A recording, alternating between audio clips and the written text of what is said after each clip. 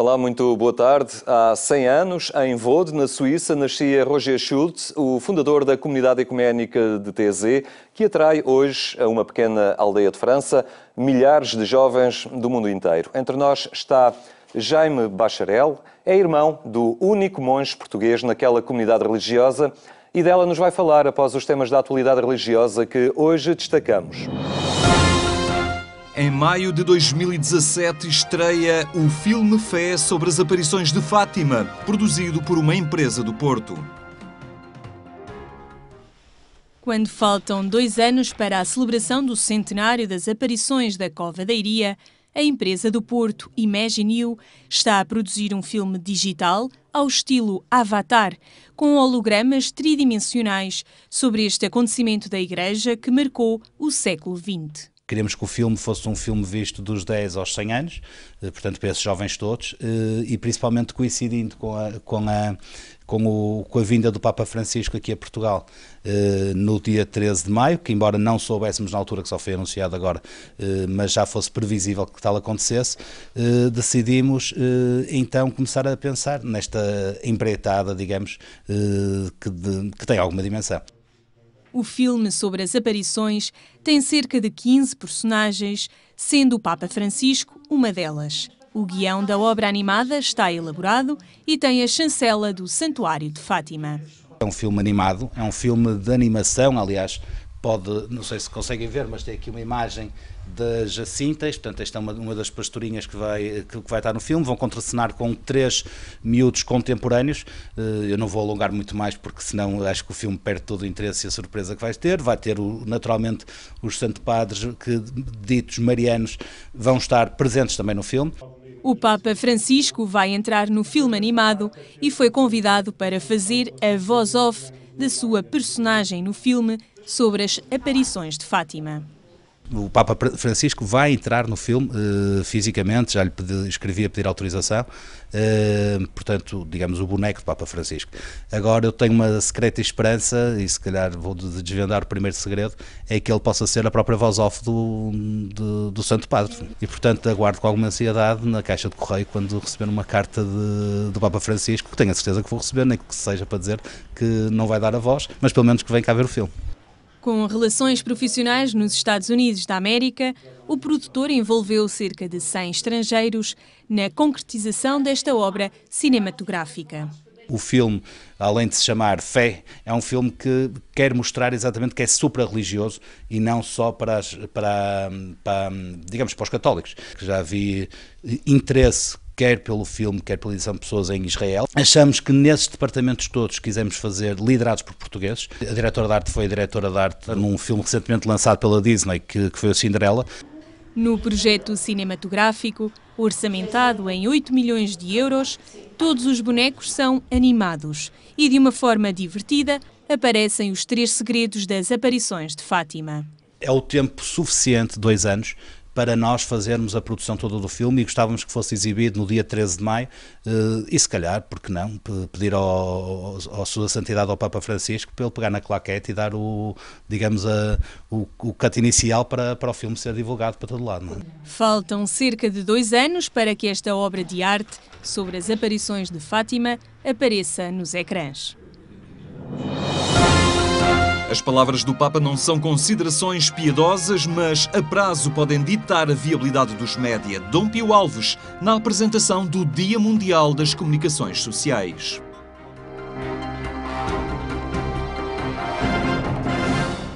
A família e a partilha dos afetos está no centro da mensagem do Papa para o Dia Mundial das Comunicações Sociais, que a Igreja assinala no dia 17 de maio. A mensagem foi agora apresentada aos jornalistas num encontro promovido pelo Secretariado Nacional das Comunicações Sociais da Igreja Católica, com Dom Pio Alves a chamar a atenção para a necessidade dos média superarem as pressões das audiências e olharem a comunicação que se experimenta na família. Eu sei que a imposição do imediato, as pressas, a pressão dos números, a necessidade das vendas, a rentabilização dos investimentos, a insegurança dos postos de trabalho e tantos outros fatores empresariais não se compadecem ou melhor, parecem não se compadecer com aparentes considerações piedosas. Mas não são considerações piedosas, no sentido negativo da expressão. Na consolidação ou na recuperação de valores sociais e humanos fundamentais estará a prazo a consolidação ou a recuperação dos próprios média.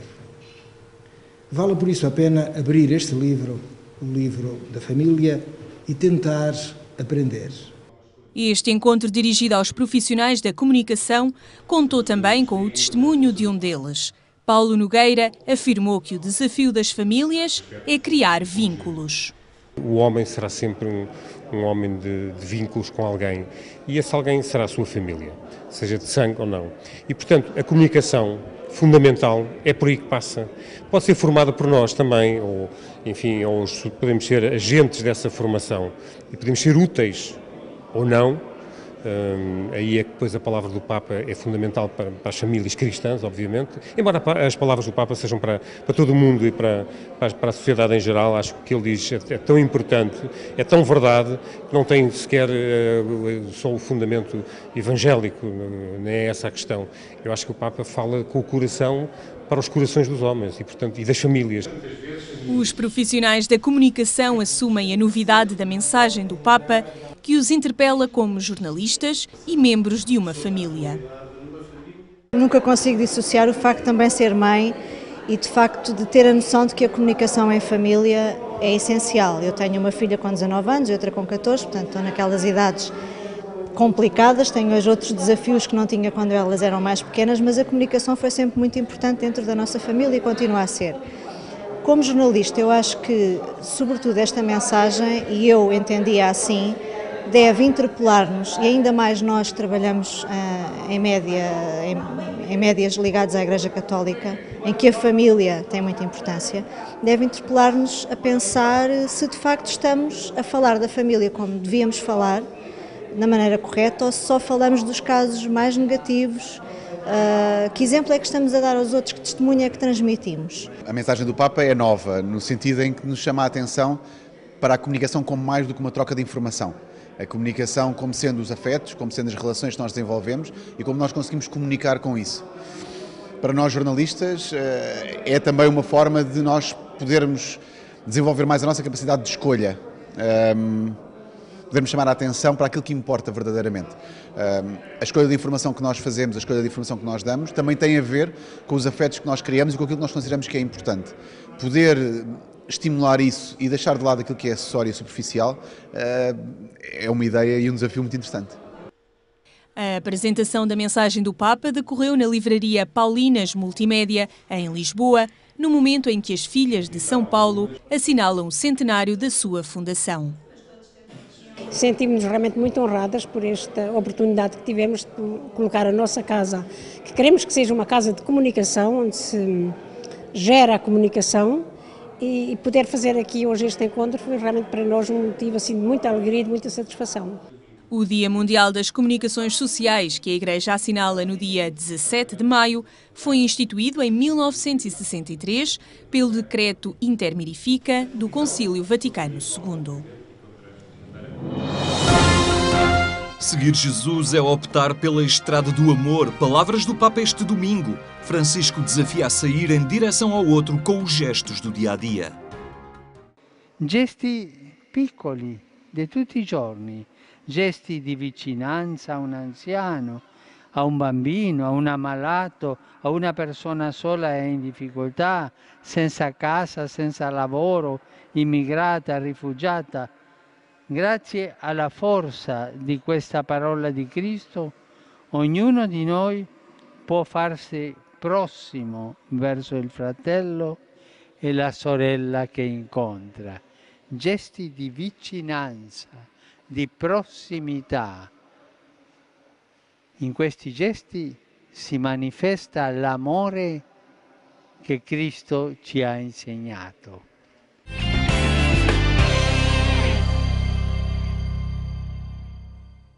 São temas que pode encontrar em agência.eclésia.pt. A Comunidade Ecuménica de Thésée, em França, assinala este ano 75 anos de existência. Foi fundada pelo irmão Roger Schultz. nascido há 100 anos. Connosco está Jaime Bacharel, é irmão do único monge português naquela comunidade religiosa. Muito boa tarde. Obrigado por estar connosco. Já conhece esta comunidade, já lá esteve diversas vezes e tem um conhecimento, podemos dizer, privilegiado pelo facto de ter ali um irmão, que é atualmente o único português naquela comunidade religiosa, e esse foi um facto que lhe permitiu também estar mais próximo da vida monástica que se experimenta ali. Uhum. Sim, o primeiro contacto foi, tanto eu como o meu irmão David, agora irmão David, não é?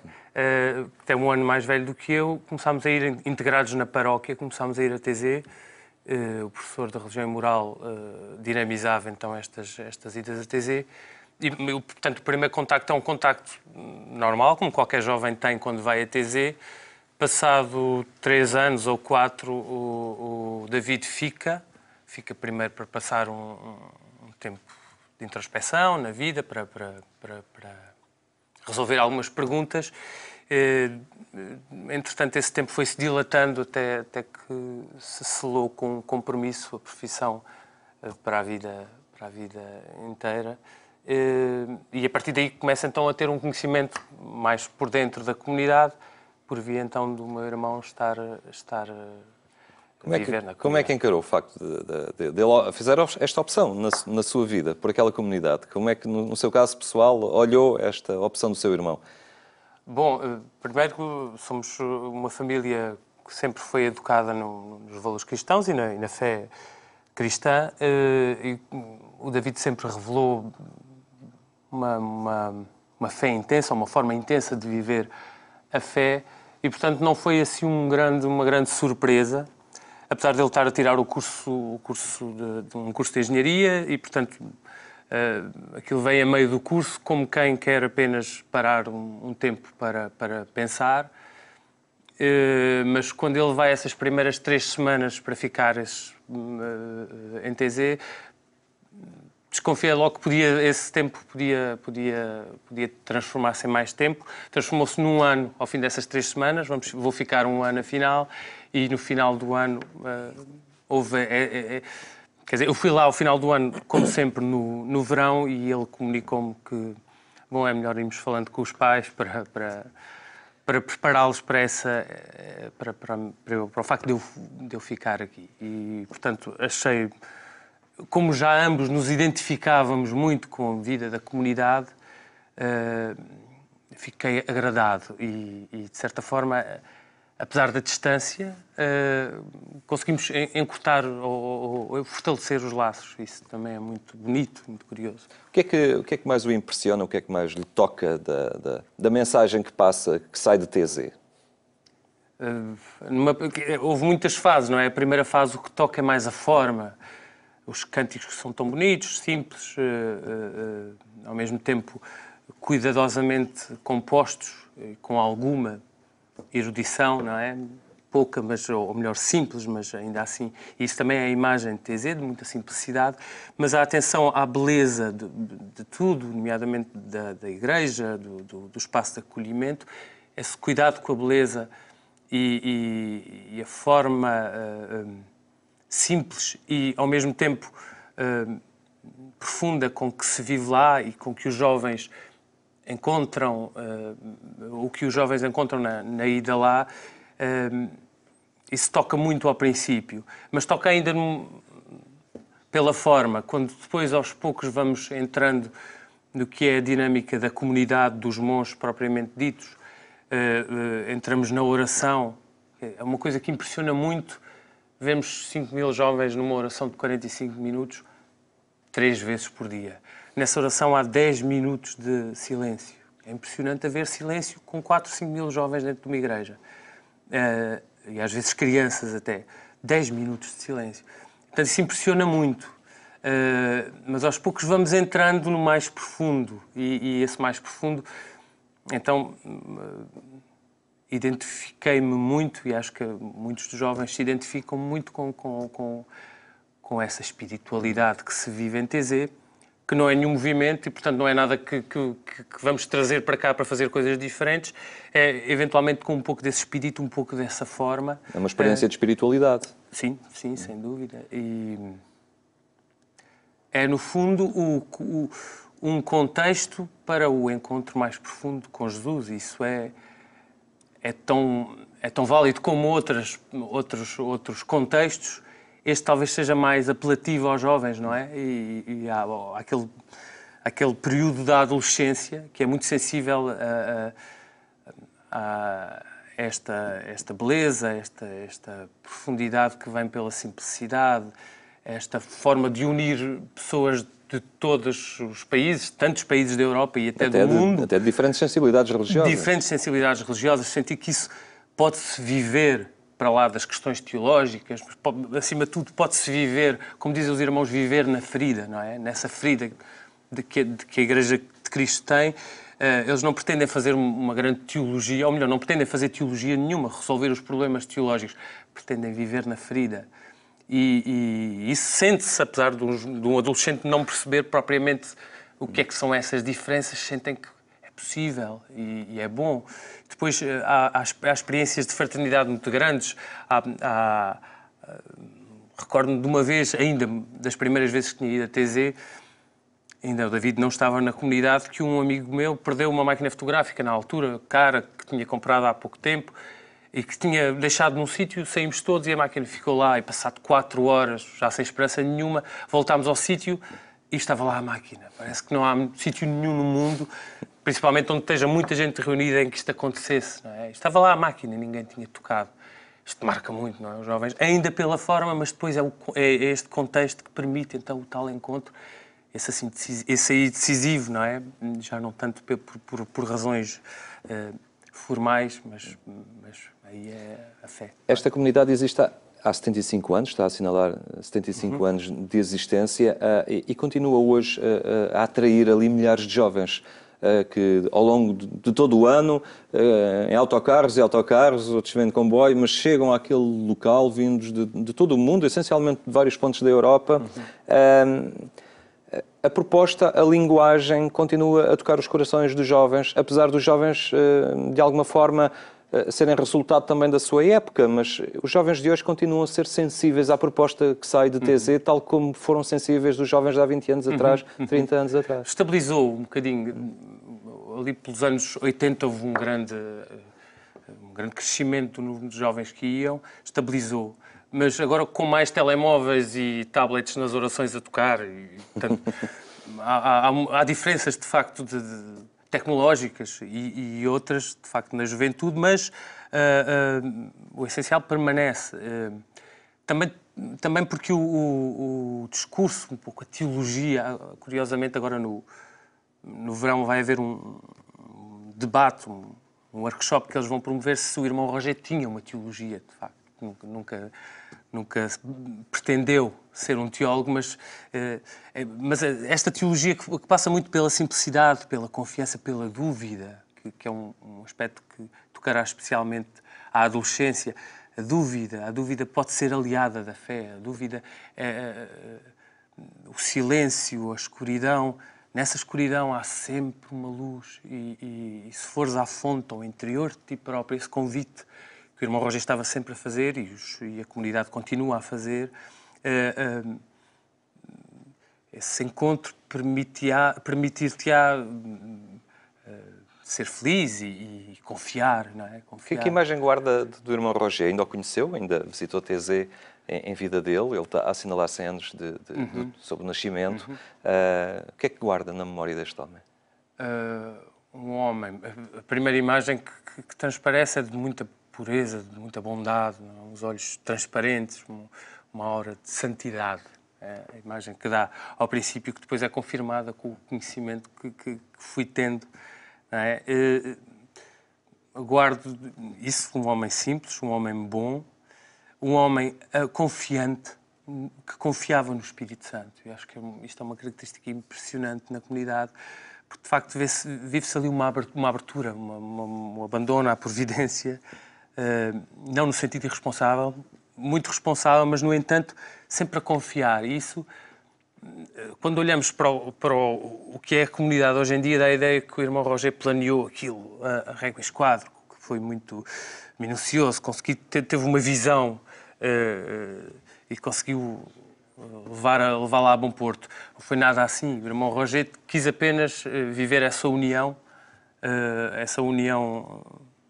que não fazia sentido, que vinha da sua avó, que vivia na Suíça e, portanto, que não percebia essa divisão, e então resolveu começar a ir alternadamente à missa católica, ela que era calvinista, e, portanto, ia um domingo a uma e outro domingo a outra, e o irmão Rogério bebeu muito, ficou muito marcado por isso, e é isso que ele quer começar ali. E depois, a partir da ida para Taizé e do começo da comunidade dos primeiros irmãos, não era nada uma comunidade virada para os jovens, não recebia, mas foi estando aberto ao que o Espírito Santo lhe ia dizendo, e por volta dos anos 70 começam a ser visitados, que depois no final dos anos 80, com a abertura dos países de leste, foi um acréscimo muito grande, um crescendo muito grande, e eles foram sempre procurando o que é que o Espírito Santo nos quer dizer com isto, para onde é que devemos ir, e continuam assim. E assim continua hoje, já sem o irmão Roger na companhia da comunidade, mas ela própria, essa comunidade, a assegurar esta transmissão do Espírito, digamos assim, esta experiência de espiritualidade a tantos jovens que visitam este lugar. Muito obrigado, Jaime Bacharel, pela sua presença hoje aqui entre nós. A Comunidade Ecuménica de Taizé, uma proposta espiritual que há 75 anos promove o ecumenismo e a experiência do transcendente junto dos jovens. Recordo que mais logo, pelas 22h45, pode acompanhar a edição rádio do programa Eclésia na Antena 1. Tenha então uma muito boa tarde. Até amanhã, se Deus quiser.